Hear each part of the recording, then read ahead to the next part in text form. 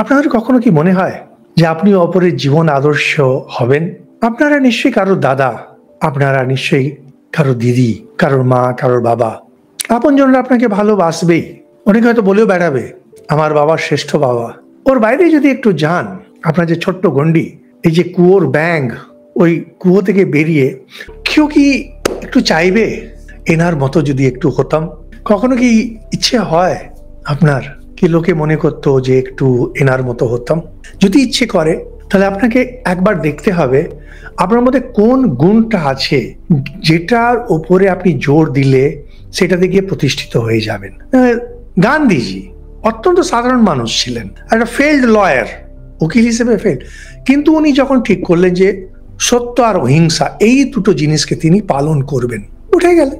লোকেরা নিন্দা করছে, করবে, তাতে কোনো দোষ নেই। উনি তো কখনো বলছেন না যে আমি ভগবানের অবতার। সাধারণ মানুষ মাত্র দুটো গুণকে নিয়ে এগিয়ে গেলেন।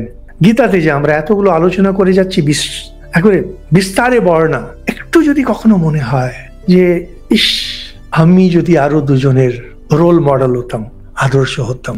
কিছু এমন উপলব্ধি আছে কি? উপলব্ধি সবসময় যে বাইরে হয় তা না, নিজের ভেতরেও হতে পারে।